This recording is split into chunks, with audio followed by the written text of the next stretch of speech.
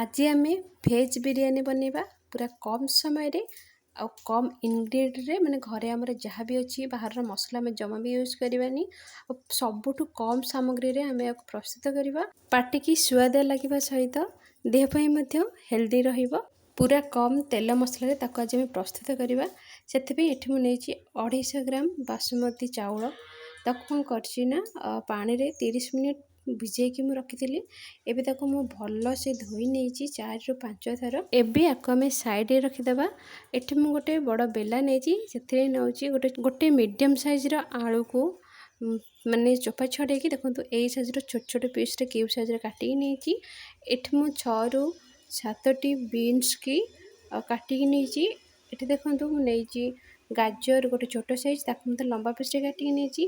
एठी किसी फूल कोबी मु नहीं फूल कोबी को मु छोट साइज रे देखो एई टाइप रो ही काटिकी नहीं। एबे एथे नबा 2 चम्मच अदा पेस्ट। जदि आपन पियाज रसुण देके बनिया को चाहते ताले एई समय रे रसुण पेस्ट को आपन ऐड करि परिबे। एठी मु सोया चंक बा सोया बड़ी गोटे कप नहीं आकु मु बॉईल करनी नॉर्मली जेम थिला सेम पकोजे काहे ना परिबा सहित सोया बड़ी मध्ये सिझी जीवा सेति पे मको बॉईल करनी। एबे हम एथरे पकाय पे गोटे मसला प्रस्तुत करबा माने हाथ तयारी मसला सेति पे मन होची एठी गोटे चम्मच धनिया फाड़ा धनिया नहीं 1/2 चम्मच जीरा खंडे दालचीनी 4 ରୁ 5टी गोलमरीच 2टी गुजराती 2टी लवंग 2टी शुखला लंका गोटे तेजपत्र आ गोटे बड़ अलैच मुझे आपको टिके आम हल्का फ्राए करने। गैस फ्लेम को लो रखिकी आपको फ्राए करी आपको टिके हल्का भाजी अधिक भाजिले तार माने कड़ा स्मेल आस बहुत टेस्ट लगे। देखो या आम हल्का भाजी सारा पर आपको कौन करबे ना आम ए ठंडा हवा को दबा। यही मसलाटा आपड़ देवे बिरियानी देखिए तार बास्ना आ स्वाद सब परफेक्ट आसो जमी रेस्टोरेंट बनाऊँ से टाइप ही आसो। बाहर कौन मसला आप यूज करें देखो ताको मुझे ग्राइंडिंग करनेली। एबे एथरे आम ऐड करवा ऐड करके एबे एथि देबा स्वाद अनुसार लुण आठी लुण परिबा को चाहिए ही नेबे। एबे थे नबा आम 1/2 चम्मच हल्दी पाउडर 1 चम्मच नॉर्मल लंका पाउडर आपन चाहिए लंका पाउडर क्वांटिटी कम करें। एबे कौन करबा थे नबा 2 चम्मच रिफाइन तेल को मुझे हल्का उषुम कर नहीं। एबे आपको पकईकी आपको आम भलसे गोले नबा गोलैकी आपको 1 मिनिट छाड़ी देबे।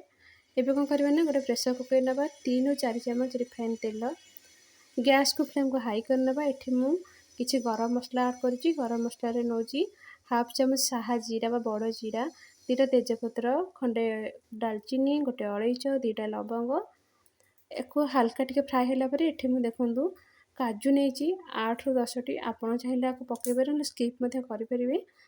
एबे कौन करबा ना काजू को टिके हल्का भाजवा काजू को जमा भी अधिक भाजबेनी ना टेस्ट खराब हो।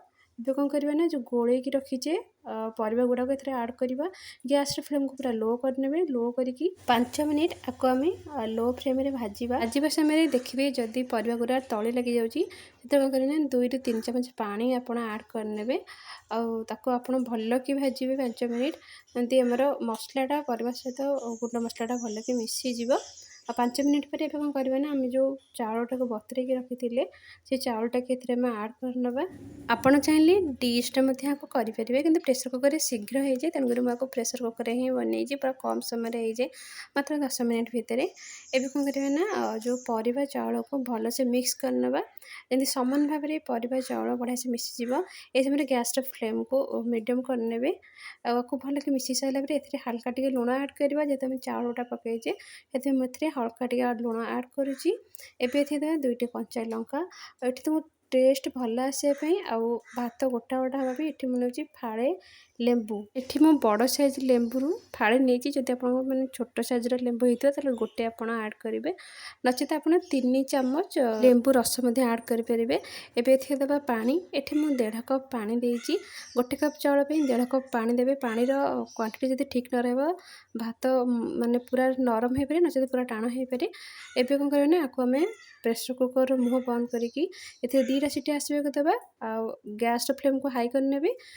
2टा सीटी आसला परे आपको कौन करबा ना 10 मिनिट आपको छाड़ी देबा आम दम नापी से भितर आम कचुमर बनैबा। कचुमर बनैबे एठी मु नहीं 1/2 कप दही दही क्वांटिटी आपन हिसाब रे आपन कम बेसी करेंगे। एबे कौन करबा ना इसकी साइज रे कौन करबा ना भल से आम फेंटी देवा जमी दहीटा हमर जो बसा दहीटा अच्छी से पूरा फेंटिक पूरा पतला हो ना आम गोटे कप पानी एम आड करें आउ थे फेंटी ना जमी दही और पानी भलसे मिसीज एटी मुझे गोटे छोट साइज काकुड़ी की काटिकी नहीं एबे कौन करबा ना एथि नेबा किछि धनिया पत्र किछि पुदीना पत्र तार टेस्ट बहुत बढ़िया आसीबा ता सहित धनिया पत्र पुदीना पत्र डाइजेशन करिया पे भी बहुत उपकारी थाए तार एबे एथिरे दुईटी कंचा लंका कटा नबा गोटे छोट चमच नबा ब्लैक सॉल्ट जो थरे कि दही देले तार टेस्ट बहुत बढ़िया आसी थाए आ गोटे छोट चमच नॉर्मल लूण आम ऐड करबा एबे आको आम भलसे गोळेई नबा एबे देखंतु सेई भितरे हमर एपटे ठंडा हो गलानी